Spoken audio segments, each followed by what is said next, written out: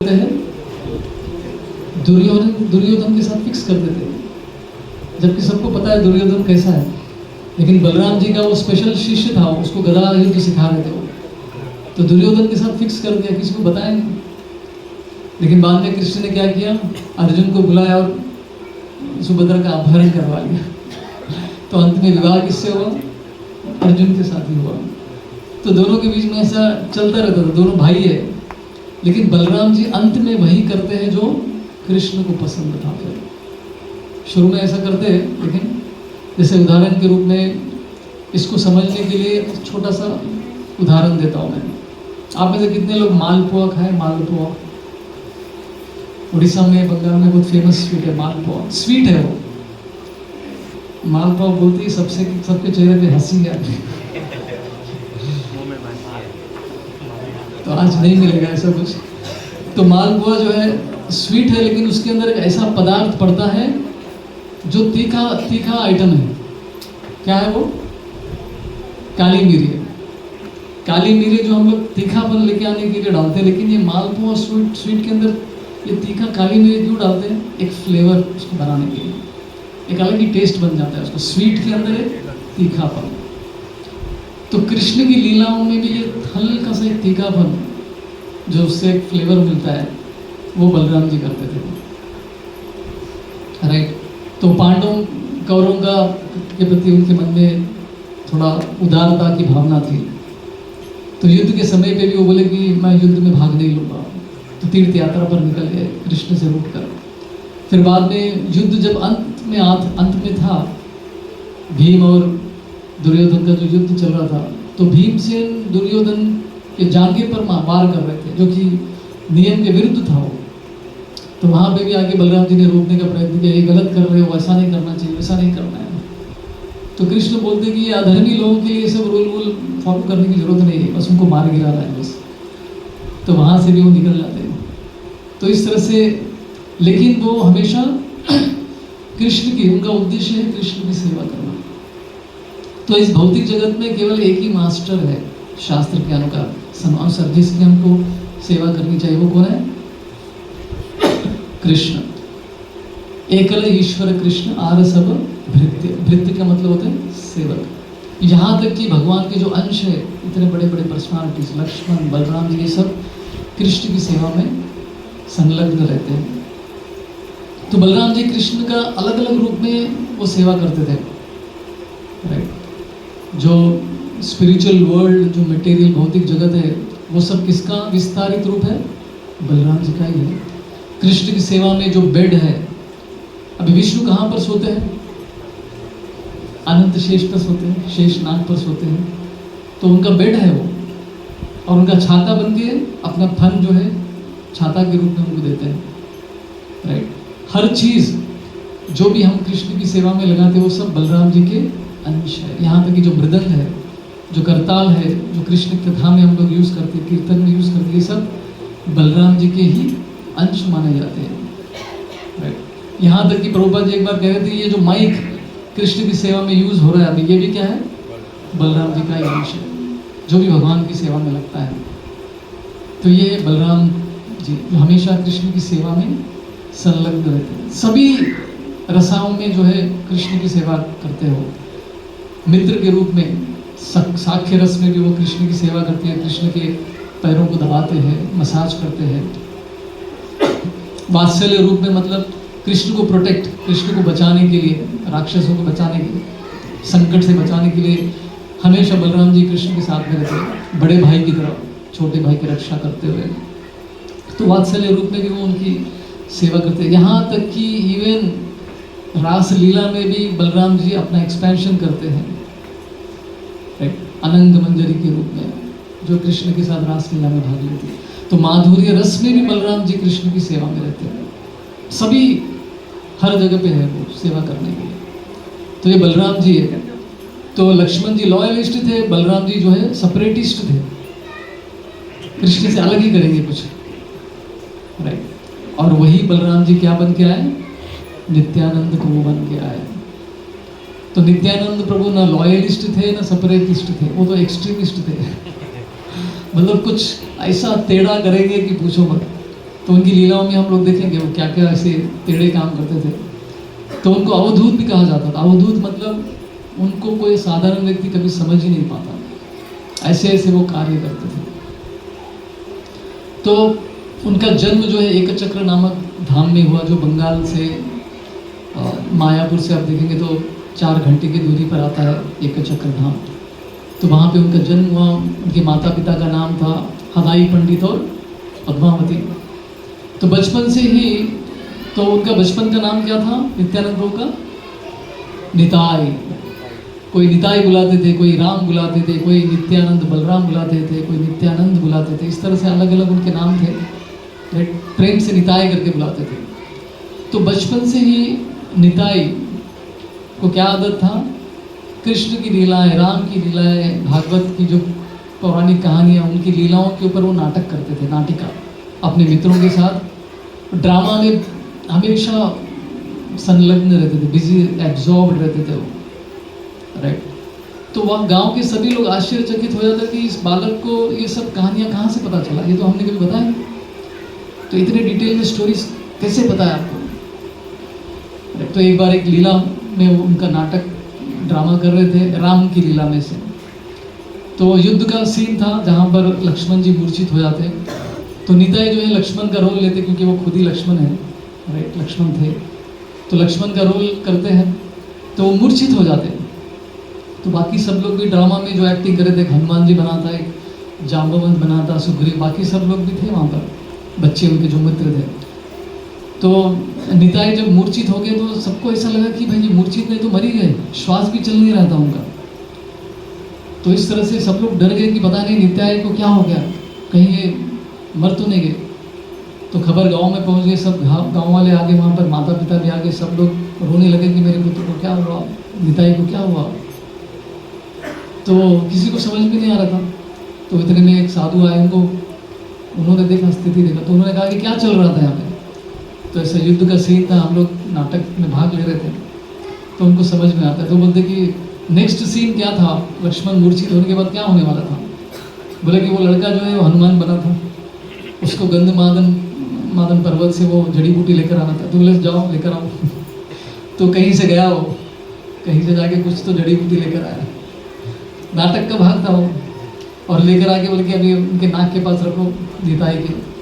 तो उनको सूंघाया, तो कोई जंगली पेड़ थे वो।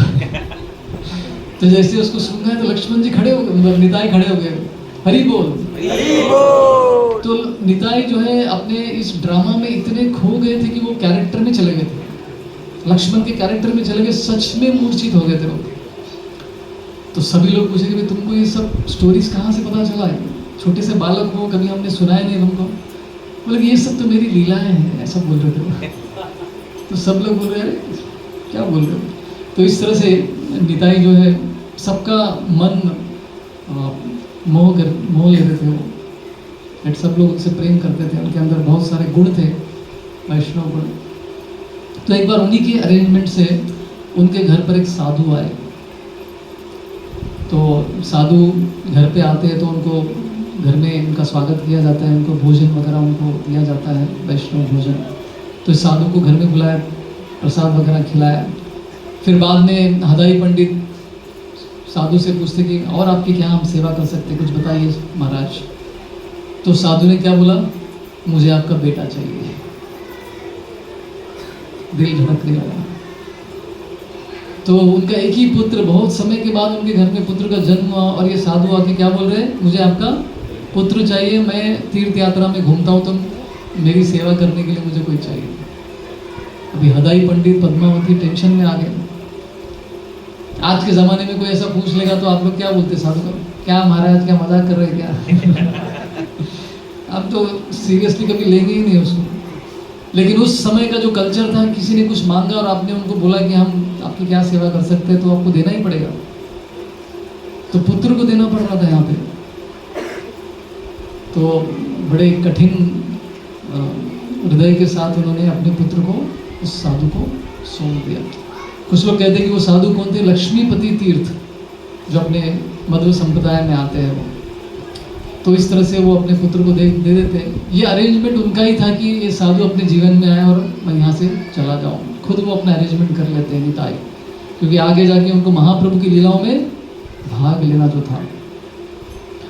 तो उनके जाने के बाद पूरा एक चक्र धाम जैसे स्मशान घाट बन गया, सब लोग दुखी अवस्था में थे। राइट। उनके विरह में कुछ समय के बाद हदाई पंडित और पद्मावती दोनों भी भगवत धाम चले जाते हैं अपने देह त्याग कर। राइट। तब से जो है वहाँ पे पूरा वीरान सा छा जाता है। तो इस तरह से नित्यानंद निताई जो है, नित्यानंद प्रभु साधु के साथ अलग अलग प्रदेशों में तीर्थ यात्रा में घूमते। पूरे 20 साल तक वो तीर्थ यात्रा में घूम रहे थे, क्योंकि तब तक चैतन्य महाप्रभु का जन्म नहीं हुआ था, उनसे पहले नित्यानंद प्रभु का जन्म हुआ। राइट। तो ये नित्यानंद प्रभु, बलराम, लक्ष्मण, ये सब कौन है? ये गुरु तत्व है। गुरु तत्व मतलब आदि गुरु, जिनके प्रतिनिधित्व हमारे गुरु है, जो हमको भक्ति का मार्ग दिखाते हैं। राइट। तो आदि गुरु है जो हमको शिक्षा देते हैं कृष्ण को प्राप्त करने के लिए। तो अब रामायण में भी एक कहानी देखेंगे, जब सुग्रीव की पत्नी, उसका राज्य राम जी की कृपा से उनको सब वापस मिलता है वाली के मरने के बाद। तो मरने के बाद वो इतना खुश हो जाता है, इतने खुश होने के बाद मजा मस्ती में लग जाता है, भूल जाता है कि वो उसने वचन दिया था राम जी को कि सीता की खोज करेंगे करके। तो सब भूल के, जो चातुर्मास का जो समय था, बारिश का समय, तो वो अपने फैमिली के साथ एंजॉयमेंट में लगा हुआ था। तो राम जी लक्ष्मण जी को बोलते, जाओ तो पता करो ये क्या चल रहा है। सुग्रीव ने वचन दिया था सीता की खोज करेंगे, अभी तक कुछ खबर ही नहीं आ रहा है वहाँ से, वो तो लगता है भूल गए। तो लक्ष्मण जी उस दिन जो इतने गुस्से के साथ जाते, कहा जाता है कि उनकी आंखें से अग्नि की तरह हो गई थी उस दिन, इतने गुस्से में थे, अनंत शेष जो ठहरे हो।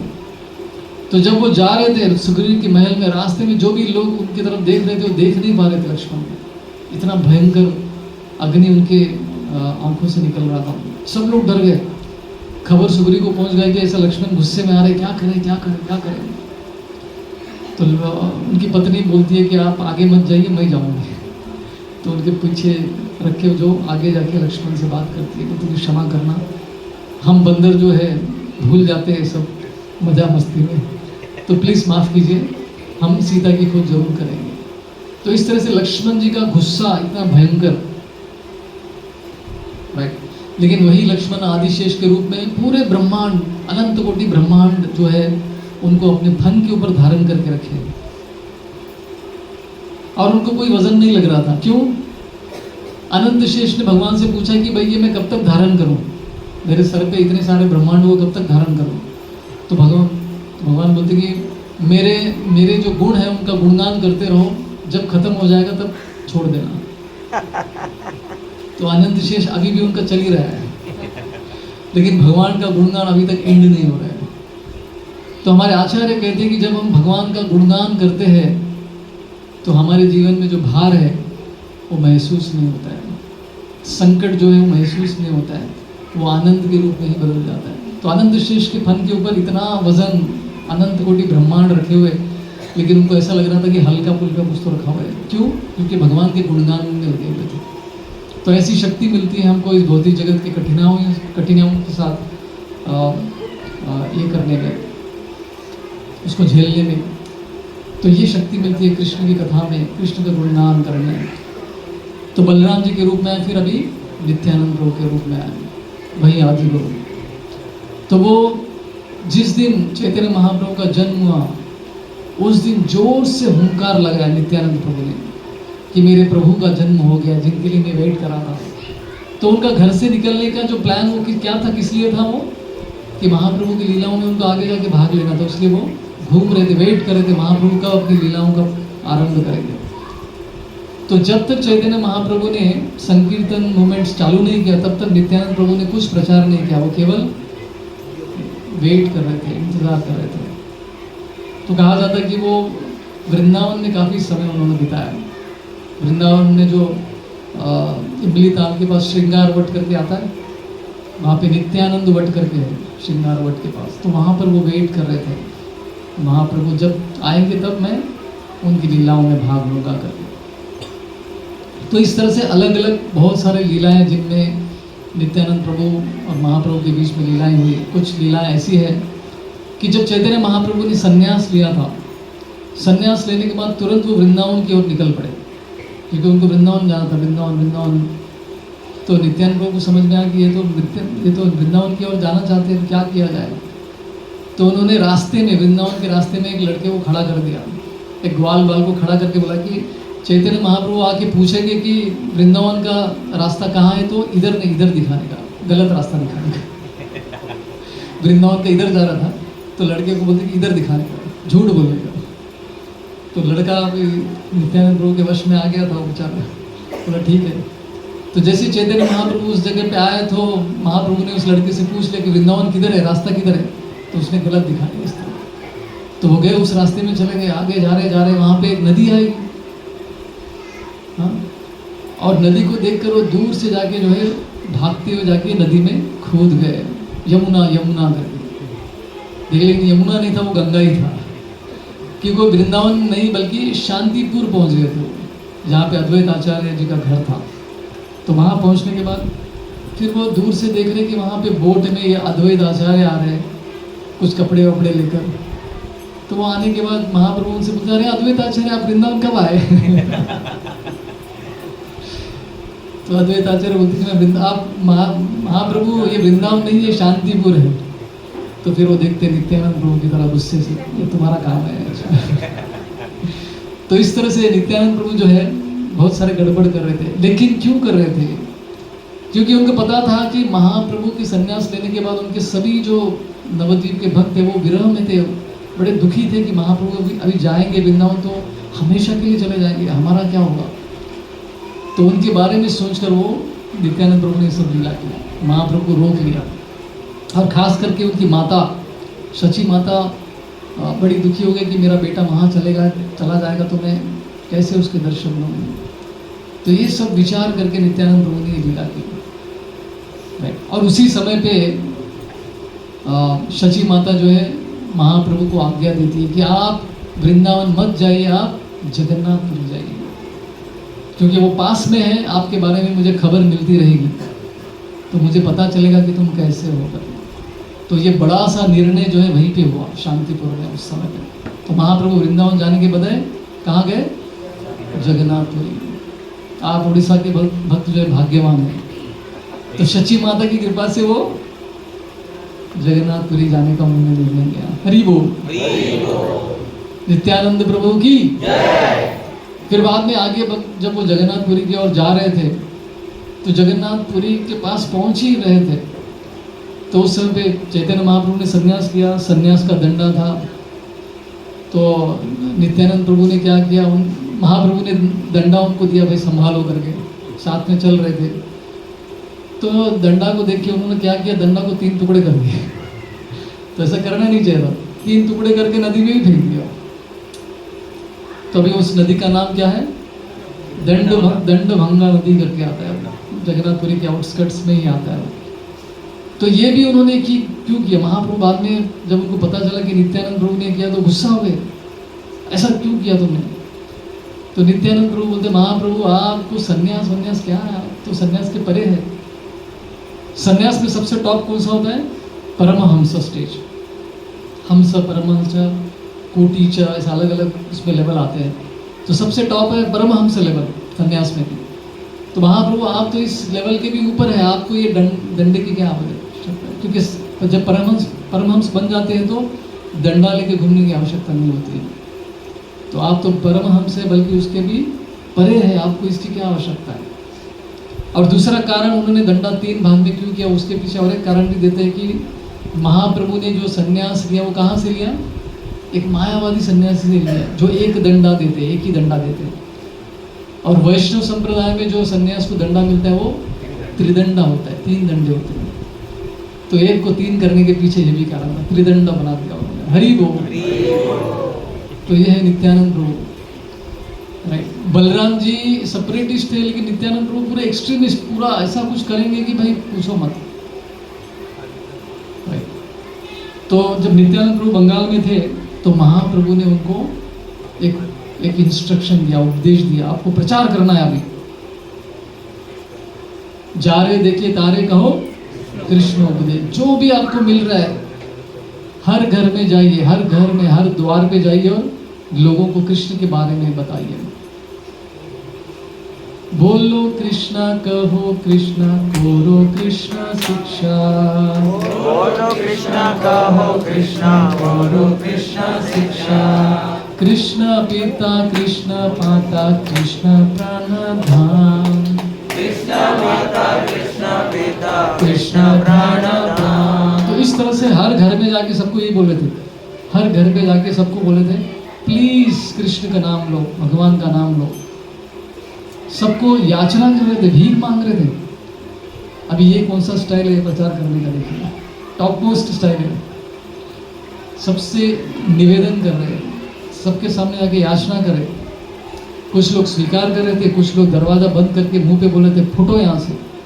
तो ये सब चल रहा था उनके साथ। कुछ लोग इतने नास्तिक लोग, वो तो गाली दे रहे थे नित्यानंद लोगों को। और उनके प्रीचिंग पार्टनर कौन थे? श्रीला हरिदास ठाकुर, नामाचार्य। क्या कॉम्बिनेशन है दोनों का, परफेक्ट पावरफुल कॉम्बिनेशन। नित्यानंद प्रभु, हरिदास ठाकुर दोनों मिलकर प्रचार कर रहे थे घर घर जाके, राइट। तो इस तरह से नित्यानंद प्रभु जो बलराम जी के रूप में आए थे कितने पावरफुल थे देखिए। और यहाँ पे सबको भीख मांग रहे। रोमहर्षण सुता जब वो नैमिषारण्य में बैठे थे भागवत कथा करने के लिए, तो सभी साधुओं ने उनका आशीर्वाद दिया कि आपको चिरकाल, मतलब आपको इतनी लंबी आयु मिले कि आप बस कथा करते रहो। सबने आशीर्वाद दिया था। तो व्यासासन पे बैठ के रोमहर्षण सुत जो है प्रवचन कर रहे थे। तो उसी सभा में बलराम जी आए। तो जैसे बलराम जी आए सब लोग खड़े हो गए, लेकिन ये रोमहर्षण सुत जो गद्दी पे बैठे थे व्यासासन के, वो उठे नहीं। उन्होंने बलराम जी का आदर सम्मान नहीं किया, क्योंकि वो कथा कर रहे थे। उनको लगा कि मैं कथा कर रहा हूँ तो मुझे उठने की क्या जरूरत है, ऐसा उनके मन में फीलिंग आ गया। तो बलराम जी आए तो उन्होंने देखा कि इनके मन में क्या चल रहा है। तो सीधा रोमहर्षण सुत के पास आए, वहाँ बगल से घास का तिनका निकाला, उसको ऐसे किया और रोमहर्षण सुत के गले पे ऐसा कर दिया। गला कट के उधर ही मर गया वो, घास के तिनके से उसको मार दिया। अभी तक जितने भी साधु वहां पे, सब लोगों ने क्या आशीर्वाद दिया था उनको? लंबी आयु का आशीर्वाद दिया था।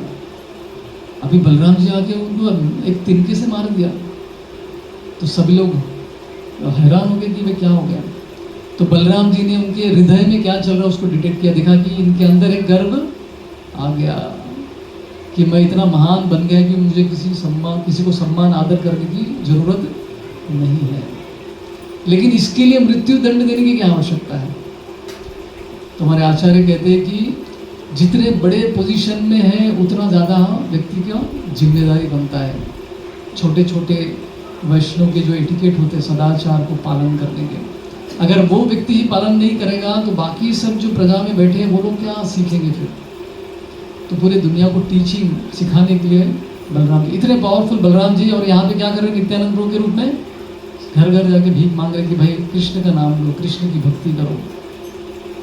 तो पूरा देखिए, पूरा अलग ही रूप ले लिया उन्होंने यहाँ पे। तो दोनों अपने प्रीचिंग मिशन में निकले और महाप्रभु ने उनको ये भी कहा कि शाम के समय पे प्रीचिंग का प्रचार का कार्य होने के बाद मुझे आके रिपोर्ट देना कि क्या क्या आज हुआ, किस किस को आपने प्रचार किया, कितने लोगों को आपने प्रचार किया। ठीक है।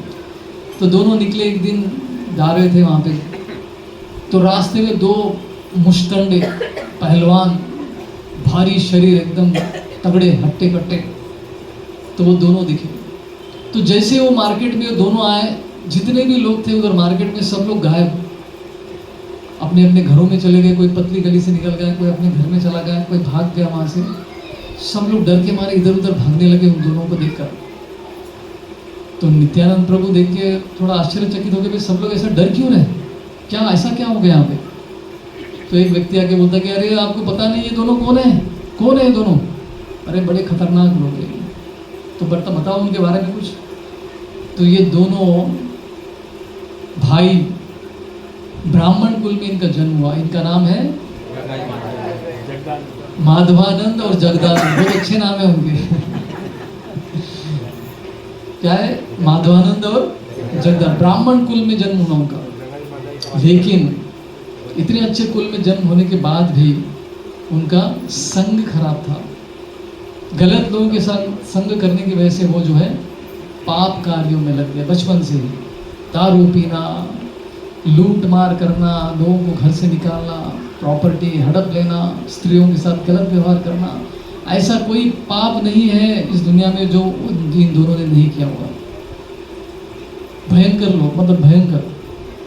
तो इसलिए जगदानंद माधवानंद से क्या बन गए? जगाई मधाई बन गए। अभी हमारे इस्कॉन के डिवोटी जब ये ड्रामा करते हैं, कभी कभी जोकिंग में जगाई मधाई को जग्गू और मग्गू भी बोल देते हैं लेकिन वो इतने सिंपल लोग नहीं थे, वो बहुत भयंकर थे, कॉमेडी एक्टर्स नहीं थे वो तो हमारे नाटक में कभी कभी कॉमेडियन मिल जाते हैं दोनों, लेकिन बहुत ही डेंजरस, मतलब उनको देखकर सब लोग डर जाते थे, इधर उधर भाग जाते थे। तो ये जगदानंद माधवानंद जगाई मदाई को दूर से देख के नित्यानंद प्रभु के मन में कुछ चलता है। वो सोचते कि अगर ये दोनों कृष्ण के भक्त बन जाएंगे तो क्या होगा।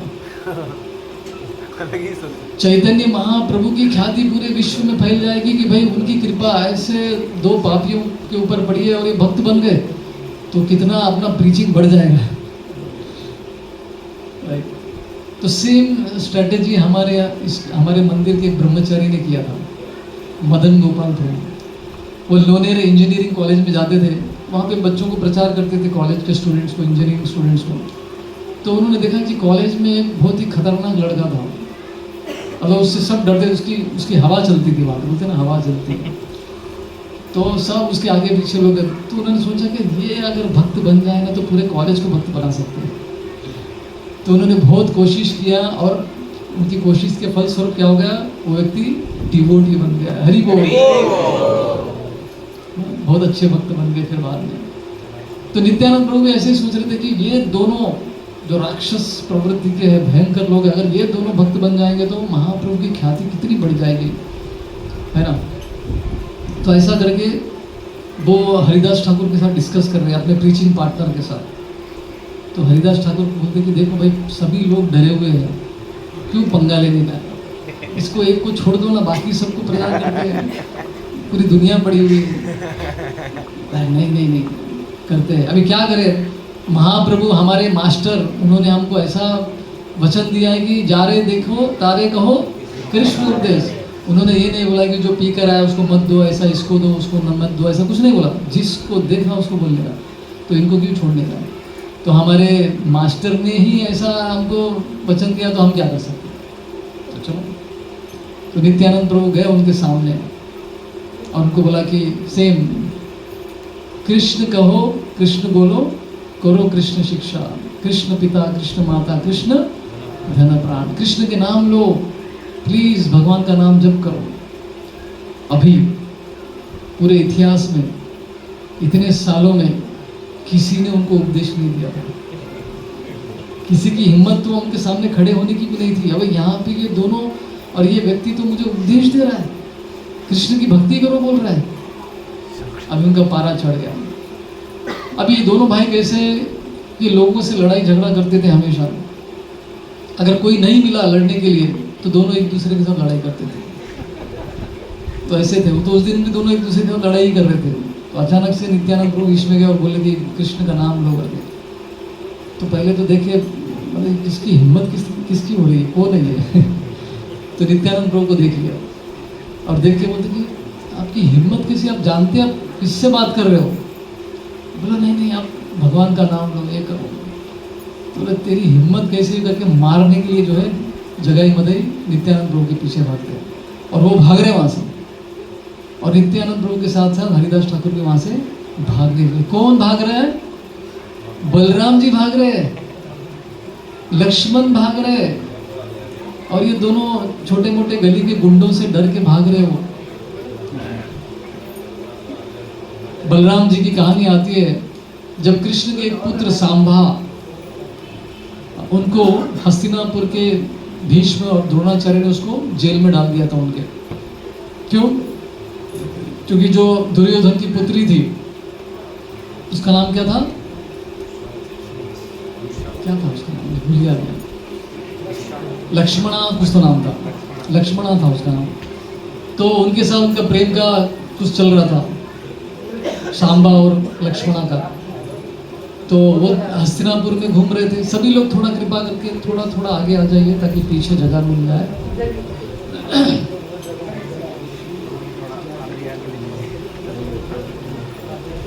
ये भी हमारा नित्य लीला है,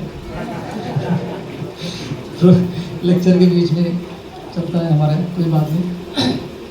तो सांबा को किडनैप कर लिया था, जेल में डाल दिया था। तो छुड़ाने के लिए बलराम जी आते, भाई हमारे बच्चे को आपने क्यों पकड़ के रखा है, जेल में डाला है। तो बलराम जी पूछते, भीष्म को बोलते कि भाई हमारे बच्चों को छोड़ दो, नहीं तो अच्छा नहीं होगा। भाई बलराम जी मतलब बलशाली, उनके ऐसा शक्तिशाली कोई नहीं है। तो उनके इन बातों में थोड़ा सा गर्व लगता है उनको, अरे ऐसे कैसे डिमांड कर रहे हैं, आपके बच्चे ने गलती किया, हमारे लड़की के पीछे लगा हुआ है तो हमने जेल में डाल दिया उसको। तो भीष्म बोलते कि नहीं मिलेगा आपका बच्चा, क्या करना है करो। अभी भीष्म पितामह भी कुछ कम नहीं थे, बड़े महारथी थे वो, परशुराम को हरा दिया था उन्होंने युद्ध में।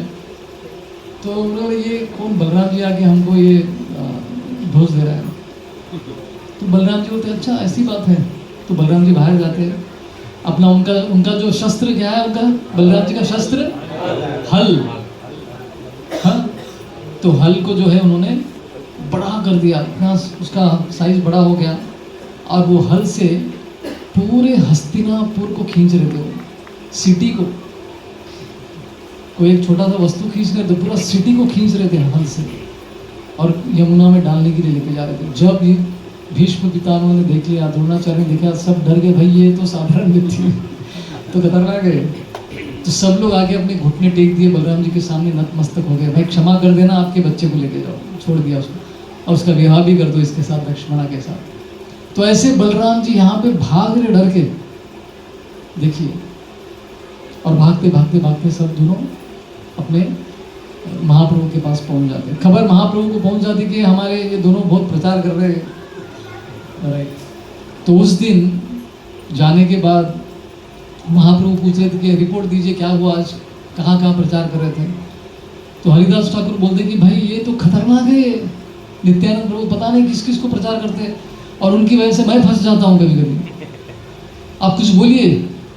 तो महाप्रभु से हुआ क्या, कभी कभी ये क्या करते हैं, गंगा में कूद जाते हैं, और ऐसी जगह पे कूद जाते हैं जहाँ पे बहुत सारे मगरमच्छ तैर रहे, और उनके बीच में कूद रहे हो। बोले मना करने के बाद भी निकल भी नहीं रहे, सब तैर रहे ऊपर, कभी तो मगरमच्छ के ऊपर भी बैठ जाते हैं। तो ऐसे पार्टनर है हमारे। और कभी कभी तो क्या करते हैं, छोटे बच्चे हैं उनके यहाँ पे वो झापड़ मार के आ जाते हैं, बच्चे रोते रहते हैं, और उनके माँ बाप आके मुझे पकड़ लेते कि भाई ये कर गया, तो मैं पकड़ा जाता हूँ इनकी वजह से कभी कभी। तो इस तरह से अवधूत के, और कभी कभी क्या करते हैं, किसी शराब की दुकान में जाते हैं, मटका निकाल के धड़ धड़ धड़ धड़ धड़ धड़ पी लेते हैं। तो अवधूत किस्म के व्यक्ति थे स्वयं बलराम जी, तो उनको समझना थोड़ा कठिन था। और कभी कभी किसी वेश्या के घर में जाते थे और बोलते थे मैं तुमसे शादी करूँगा, और इस तरह से कार्य करते थे, और अपने मैं फंस जाता हूँ। ये खतरनाक पार्टनर दिया मुझे आप लोगों ने। तो महाप्रभु के सामने आके रिपोर्ट कर रहे हैं। लेकिन आज तो हद हो गया, जो सबसे नोटोरियस गुंडे हैं इस जगह के, नवद्वीप के, जगाई मदाई, जिन्होंने ऐसा पाप नहीं किया, जो मतलब सब तरह के पाप कर लिए, इनसे पूरा गांव डरता है, और ये उनको प्रचार कर रहा है मना करने के बाद। और वो तो मारने के लिए हमारे पीछे दौड़ गए, कैसे तो हम लोग बच के छूट के आ गए। तो महाप्रभु हंसते हुए बोलते कि अगर उनके ऊपर नित्यानंद प्रभु की दृष्टि पड़ी है तो मतलब है उनका उद्धार होने वाला है। हरि बोल। तो महाप्रभु जो प्रेडिक्ट करते हैं, आगे का भविष्य बता देते कि क्या होने वाला है। राइट। अद्वैत आचार्य बोलते कि ये नित्यानंद प्रभु और अद्वैत आचार्य का हमेशा झगड़ा चलता रहता है, लेकिन वो भी बोलते कि नित्यानंद प्रभु की अगर कृपा किसी के ऊपर हो गई, मतलब उसको महाप्रभु की कृपा मिलने ही वाली है, बस उसी समय की बात है। तो अगली बार फिर से बीच में मार्केट में फिर से ये दोनों से मुठभेड़ होता है, ये दोनों का। और नित्यानंद प्रभु हरिदास ठाकुर हर रोज की तरह प्रचार करने के लिए जा रहे थे। तो देखते कि भाई ये दोनों वहाँ पे फिर से पियो पे भयंकर स्थिति में, आंखें लाल लाल है उनकी। तो हरिदास ठाकुर बोलते कि देखो भाई, मैं इसमें भाग नहीं लेने वाला हूँ, आपको जो करना है करो, मैं तो यहाँ से निकलने वाला हूँ। तो वहाँ से निकल ही गए वो, वहाँ रुके भी नहीं हरिदास ठाकुर, नामाचार्य, इतने पावरफुल। और हरिदास ठाकुर कोई साधारण व्यक्ति नहीं थे, उनको भी मारने का प्रयत्न किया था। 22 मार्केट प्लेस में उनको हंटर से मारा गया था, लेकिन फिर भी वो सहन कर रहे थे। लेकिन यहाँ पे वो भी डर गए ये दोनों से। तो सोचिए कि जगाई मदाई कैसे लोग थे। हरिदास ठाकुर भी डर गए उनसे, इतना सब सहन करने की शक्ति थी उनके अंदर, फिर भी तो वहाँ से निकल गए।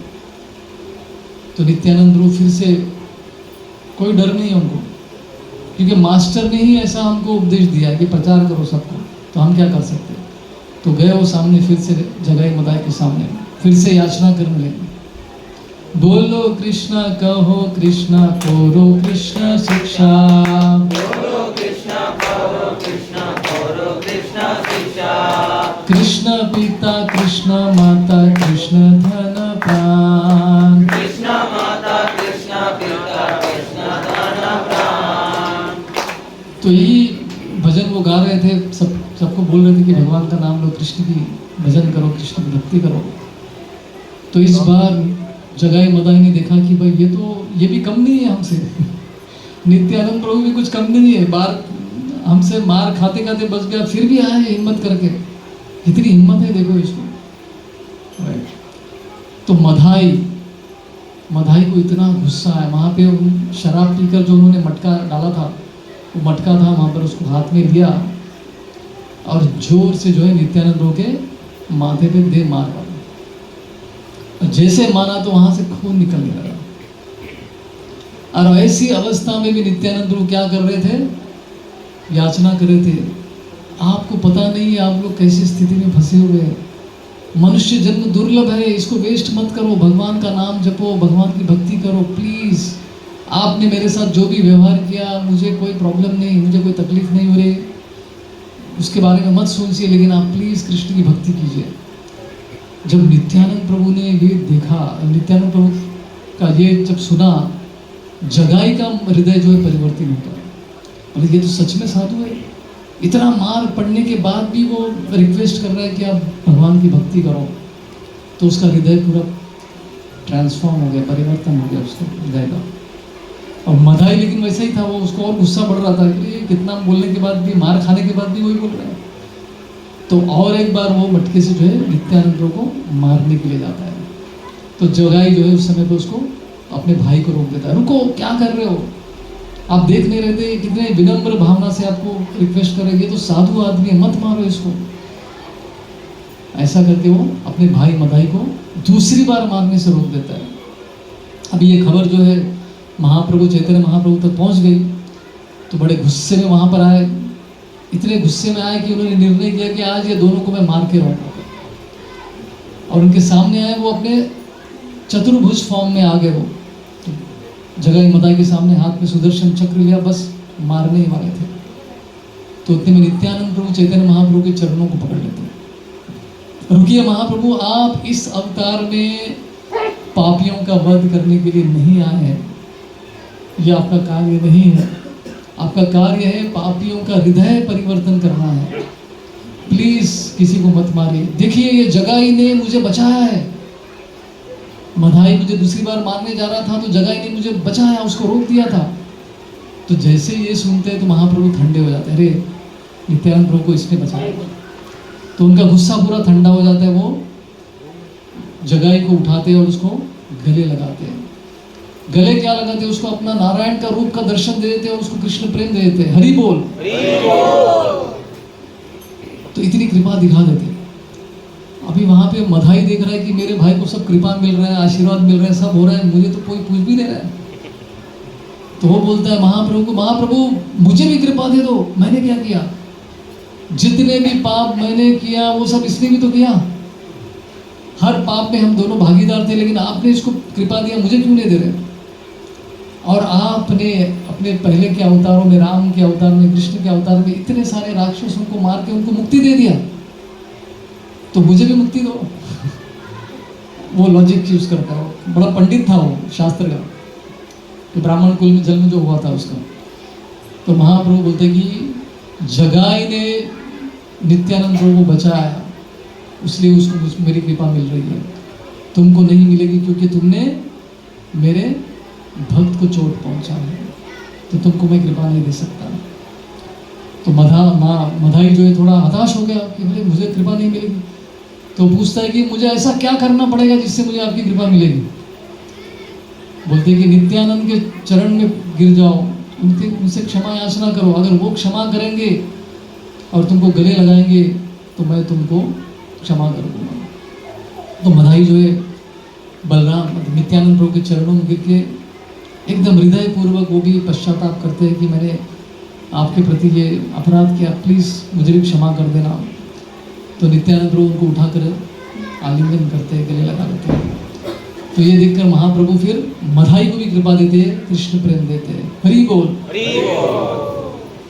लेकिन कहते हैं कि देखो आप आज तक आपने इतने सारे पाप कार्य किए, लेकिन अभी नो मोर, अभी और पाप नहीं करना है, भक्तों के संग में रहो और भक्ति करो।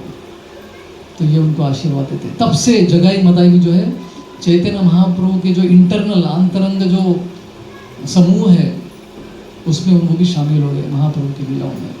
तो ऐसी असीम कृपा जो है महाप्रभु ने इन दोनों पे दिया, वो किसकी वजह से?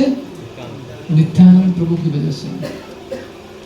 अभी इनका जैसे महाप्रभु ने इन दोनों का पाप खुद ले लिया, इन्होंने इतने पाप किए कि पूछो मत। तो चैतन्य महाप्रभु का जो गोल्डन रूप था वो क्या हो गया? काला पड़ गया, पूरा ब्लैक हो गया, वो काले रंग के हो गए महाप्रभु। और ऊपर यमलोक में क्या चल रहा था उस समय पे? चित्रगुप्त जो है जगाई मदाई का पूरा चिट्ठा लिख रहे थे, और उनका फाइल इतने सारे उनके नाम पे पाप के फाइल्स बने थे कि एक पूरा बड़ा हॉल भरा हुआ था फाइल से। किसके? जगाई और मदाई के कारनामों से। कोई बच्चों को शांत कीजिए जरा प्लीज। तो इस तरह से जो है चित्रगुप्त जो परेशान हो गया था इनके बारे में लिख लिख के। जगाई मदाई के पाप खत्म ही नहीं हो रहे, फाइल पे फाइल बनी जा रही है उनकी। तो अचानक से जब चैतन्य महाप्रभु का रंग जो है काला पड़ गया था, तो उनके रूम में जितने भी फाइल्स थे सब गायब हो गए, अचानक से गायब हो गए। तो चित्रगुप्त ने बोला कि भाई ये फाइल डिलीट कैसे हो गए? कंप्यूटर खराब तो नहीं हो गया? तो यमराज आके बोलते कि इनके ऊपर महाप्रभु की कृपा हो गई, इनके पूरे पाप नष्ट हो गए। हरि बोल। तो महाप्रभु जो है पाप तो नष्ट करते हैं, लेकिन पाप करने की जो बुद्धि है वो भी उनकी कृपा से नष्ट हो जाती है। तो यमराज जो है डांस करने लगते हैं, ये देखकर कि चैतन्य महाप्रभु कितने कृपालु है, नित्यानंद प्रभु कितने कृपालु है। तो कुछ क्षण के लिए चैतन्य महाप्रभु का रंग काला हो गया था। तो अद्वैत आचार्य की तरफ देख के बोलते कि मैं कैसे दिख रहा हूँ? तो अद्वैत आचार्य बोलते हैं एग्जैक्टली आप श्याम सुंदर कृष्ण की तरह दिख रहे हैं। हरे कृष्ण। तो श्याम रंग के बन गए थे, कृष्ण बन गए थे चैतन्य महाप्रभु। वो स्वयं कृष्ण ही तो है। श्री कृष्ण चैतन्य राधा कृष्ण नाही अन्य। तो चैतन्य महाप्रभु क्या है? राधा कृष्ण के कंबाइंड अवतार है। कृष्ण ही है लेकिन राधा रानी के मूड में आए हमको भक्ति सिखाने के लिए। फिर कुछ समय के बाद जो है महाप्रभु बोलते कि अभी मैं ये सब जो पाप है अभी इसको निकाल रहा हूँ और फेंक रहा हूँ। और ये कहाँ जाएगा ये पाप? जो भी लोग वैष्णव के प्रति अपराध करेंगे ये पाप के भागीदार बनेंगे। हरे कृष्ण। कितना डरावना है भक्तों के प्रति अपराध करना। जगाई मदाई का पाप उन्होंने दे दिया, लेकिन बाद में कहाँ डिपॉजिट कर रहे हो? अपराधियों के अंदर जाने वाला है, वैष्णव अपराधियों के अंदर। इतना डेंजर है। तो इस तरह से नित्यानंद प्रभु की असीम कृपा से क्या हो गया यहाँ पे? जगाई मदाई जैसे लोग भी जो है भक्त बन गए, ऐसे उनको कृष्ण प्रेम मिल गया। और श्रील प्रभुपाद की कृपा से आज क्या? आज हर घर में एक जगाई मदाई है, वैष्णव के घर को छोड़ के। घर घर में लोग ऐसे लोग हैं, भरे हैं। कलयुग में ऐसे लोगों की संख्या बहुत ज़्यादा है जगाई मदाई की। पाप करने की बुद्धि नहीं गई है। राइट। तो ये श्रील प्रभुपाद की कृपा से हम लोग सब भक्ति में आए। हम जैसे लोग जो एक ज़माने में पता नहीं क्या क्या किस तरह के पाप हमने किए रहेंगे, राइट। तो अभी ये भक्ति में आने के बाद देखिए कैसे छूट गया सब। तो ये महाप्रभु की कृपा, नित्यानंद प्रभु की कृपा जो है प्रभुपाद के रूप में के माध्यम से हम सबको मिल रहा है। तो यदि प्रभुपाद न होते तो हम लोग शायद कभी भक्ति में नहीं आते। तो श्रील प्रभुपाद से पहले के आचार्य जो है वो अपने मंदिरों में गौर गदाधर की सेवा करते थे। गौरांग महाप्रभु साथ में कौन होते थे उनके? गदाधर पंडित, जो कि राधा रानी का ही रूप है। लेकिन प्रभुपाद ने क्या एस्टेब्लिश किया अपने मंदिरों में? गौर निताय कर दिया, गौर गदाधर नहीं। क्यों? क्योंकि हम इतने पतित लोग हैं कि कलयुग के हमको नित्यानंद प्रभु की कृपा चाहिए ही, राइट। तो ये है नित्यानंद प्रभु। इनके और भी बहुत सारे अद्भुत पास टाइम्स है, समय के अभाव से हम लोग आज नहीं कर पाएंगे। लेकिन आज हम लोग प्रार्थना करेंगे इस अवसर पर। नित्यानंद त्रयोदशी कल था, लेकिन आज भी हम लोग बना सकते हैं कि, और हमारे आचार्य भी कहते हैं, हमारे आज नरोत्तम दास ठाकुर का आविर्भाव भी है। तो उनके एक भजन में वो कहते हैं कि हे नो निताय भीने भाई, राधा कृष्ण पायते नाय, दृढ़ कोरी धरो निताय पाय। तो नित्यानंद प्रभु के चरण पकड़ लो, उनके शरण में जाइए, क्योंकि उनकी कृपा के बगैर हम राधा कृष्ण को कभी प्राप्त नहीं कर पाएंगे। तो नित्यानंद प्रभु की कृपा बहुत बहुत जरूरी है, उनको समझना जरूरी है। उनकी कृपा से ही चैतन्य महाप्रभु की कृपा मिलेगी। तो ऐसे दो कृपालु महान दयालु करुणा में अवतार है ये दोनों, नित्यानंद प्रभु और चैतन्य महाप्रभु गौर निताय, जो हम कलयुग के लोगों को, जो कि सबसे मतलब कोई योग्यता ही नहीं है हमारी सबकी। कल श्रीदामा सखा प्रभु अपने लेक्चर में बता रहे थे, अभी कोई कॉलेज में किसी का एटीकिटी रहता है, 4-4, 5-5 सब्जेक्ट में फेल हो गया, लास्ट बेंच में बैठे रहते हैं ऐसे लोग। तो एक बार टीचर क्लास में आके बोलती कि अरे सबसे कम मार्क किसको मिले हैं? तो पीछे वाले ने ऐसा धीरे से अपना हाथ ऊपर किया, सबसे कम मेरे को मिले। उसको बुलाया सामने, इधर आओ, आपको डिस्टिंक्शन में हम पास कर रहे हैं, जाओ। वो पहले तो शॉक हो जाएगा, फिर ये आप मुझे ही बोल रहे हैं कि गलती से मुझे बुला लिया? नहीं, आपको ही बुला। ऐसा कभी हो सकता है क्या? एकदम अनक्वालिफाइड, कोई योग्यता नहीं उस लड़के को, उसको बोला कि आपको डिस्टिंक्शन में पास कर रहे हैं, आपको सर्टिफिकेट दिया जा रहा है। तो नित्यानंद प्रभु ऐसा ही कुछ देने के लिए आए। हम लोग कलयुग के लोग टोटली अनक्वालिफाइड, कोई योग्यता नहीं है कृष्ण प्रेम प्राप्त करने का। लेकिन नित्यानंद प्रभु और चैतन्य महाप्रभु कृपा से हमको हाईएस्ट चीज सबसे लोएस्ट लेवल के लोगों को दिया जा रहा है। तो ये है नित्यानंद प्रभु की। आज प्रार्थना करते हैं कि वो हमको आशीर्वाद दे, जिससे कि हम लोग भक्ति अच्छे से दृढ़ता से कर सकें और उनकी कृपा एक दिन प्राप्त कर सके, और उनकी कृपा से चैतन्य महाप्रभु की कृपा भी हमको मिल जाए। जय श्री नित्यानंद राम की, निताय गौरचंद्र भगवान की, नित्यानंद त्रयोदशी महामहोत्सव की, श्रील प्रभुपाद की, निताय गौर प्रेमानंदे।